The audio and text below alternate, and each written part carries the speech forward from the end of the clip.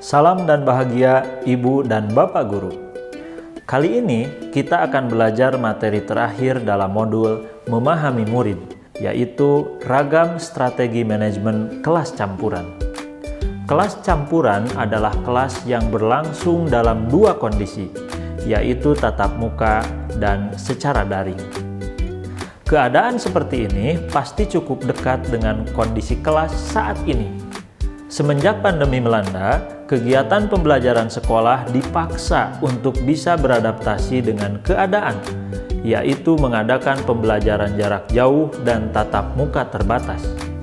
Guru dan murid dituntut untuk bisa menerapkan kegiatan belajar melalui perangkat ponsel atau komputer.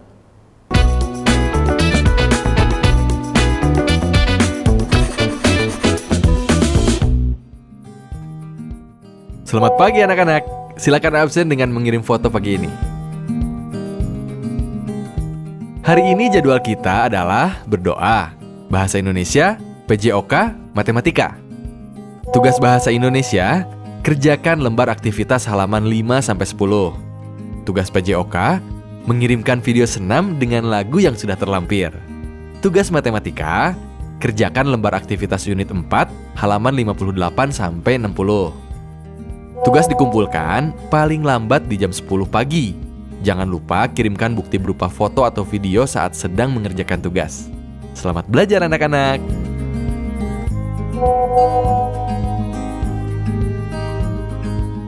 Besok adalah jadwal sekolah tatap muka.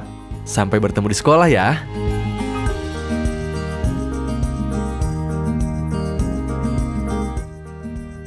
Pak Janu, tadi apa murid-murid sudah diberikan materi untuk pembelajaran jarak jauh besok?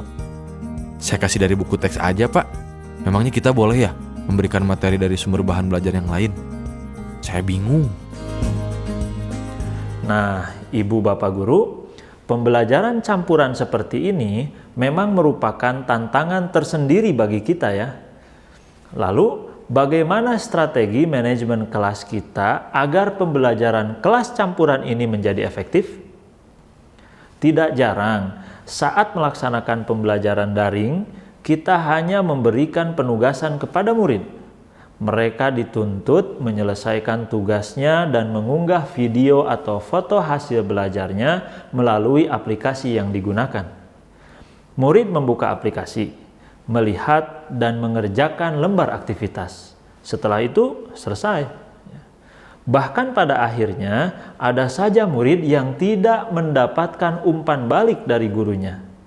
Sehingga pada saat pertemuan tatap muka di sekolah, guru merasa murid tertinggal pelajaran dan pembelajaran daring selama ini tidak efektif. Kemudian, murid dikejar dengan melakukan pengayaan yang lagi-lagi terpaku pada buku teks. Padahal, di saat kita melakukan mode belajar campuran, sebenarnya kita bisa memberikan murid pilihan yang luas untuk belajar dengan menggunakan teknologi yang dimiliki. Murid mempunyai sumber belajar yang tidak terbatas. Dengan adanya perubahan lingkungan dan kemajuan teknologi, maka diperlukan juga perubahan pola pikir kita. Misalnya, bahwa tipe kelas campuran yang terdiri dari tatap muka dan pembelajaran daring adalah salah satu alternatif pembelajaran murid yang bisa kita lakukan dengan efektif. Tapi bagaimana ya caranya? Ibu dan Bapak, beberapa strategi manajemen kelas yang sudah kita pelajari sebelumnya dapat dilakukan untuk kelas campuran. Misalnya, 1. Pembentukan keyakinan kelas. 2. Pengelompokan murid. 3. Pelibatan murid. Pada prinsipnya, strategi manajemen kelas ini dapat tetap dilakukan pada kelas campuran. Tetapi, pada kelas campuran, ada beberapa murid yang memiliki sesi belajar sendiri di rumah tanpa adanya bimbingan guru secara langsung. Karena itu, ada beberapa penekanan di beberapa poin, seperti pertama, pada pengelompokan murid. Buatlah kelompok-kelompok kecil untuk memudahkan murid aktif dalam pembelajaran sehingga kita dapat lebih mudah memantau perkembangan murid. Guru dapat menggunakan teknologi tidak berbayar untuk mendukung tampilan penjelasan materi, atau menggunakan sarana permainan edukasi online untuk asesmen. Kedua, pada pelibatan murid, ajaklah murid menentukan target dia di hari ini. Misalnya, murid menentukan capaiannya, langkah yang akan ia lakukan untuk mencari informasi tambahan, proses dan gaya belajar yang ia inginkan, dan lain-lain. Ketiga, pada saat tatap muka secara daring maupun luring, berikanlah umpan balik secara langsung, sehingga murid dapat mengetahui tindak lanjut apa yang harus dikembangkan pada pembelajaran selanjutnya. Buatlah lembar pengumpulan tugas sehingga membantu kita dalam melacak lembar aktivitas murid. Kita dapat bertanya kepada murid, feedback apa yang ingin diberikan, apakah secara verbal atau pemberian komen, dan lain-lain. Keempat, pada pembelajaran kelas campuran, tentukanlah waktu kelas bersama di mana murid dapat mengumpulkan tugas, menerima umpan balik, bertanya pada guru dan teman. Sehingga meskipun tidak ada tatap muka, murid juga dapat tetap tergabung dalam komunitas kelasnya. Setelah mengetahui strategi manajemen kelas campuran, sekarang mari kita belajar lebih jauh untuk mengetahui strategi pembelajaran kelas campuran. Berikut adalah beberapa contoh strategi pembelajaran kelas campuran yang dapat kita lakukan menurut Holm dan Stecker. 1. Rotasi tetap. Sekolah mempunyai jadwal tetap pembelajaran tatap muka, luring, dan daring. Saat murid tidak melakukan tatap muka, berikanlah bahan belajar atau materi agar murid dapat belajar secara mandiri.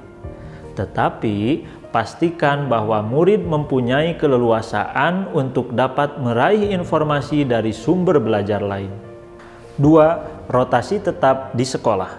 Kegiatan pembelajaran terbagi menjadi dua, yaitu tatap muka di kelas dan pembelajaran secara daring mandiri di lab sekolah menggunakan perangkat teknologi sekolah.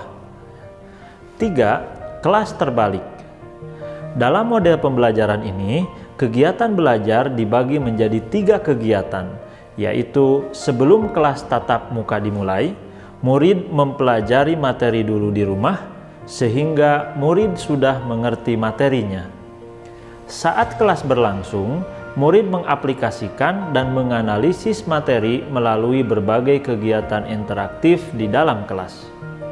Setelah kelas luring berakhir, murid melanjutkan kegiatan belajar dengan mengevaluasi dan mengerjakan tugas berbasis proyek tertentu sebagai kegiatan. Ibu dan Bapak, pada prinsipnya, pembelajaran kelas campuran ini bukan merupakan suatu keterbatasan atau halangan untuk mengajak murid belajar seluas-luasnya. Dengan mengetahui ragam strategi pembelajaran kelas campuran, kita dapat memberikan solusi alternatif bagi murid agar dapat terus belajar. Murid diajak untuk mempunyai kontrol akan waktu, tempat, langkah yang diambil, dan kecepatan belajarnya. Dengan demikian, secara tidak langsung kita dapat menguatkan profil murid yang mandiri, bertanggung jawab, berkebinekaan global, dan kreatif. Yang perlu selalu kita perhatikan, pembelajaran kelas campuran ini harus tetap berpusat pada murid ya.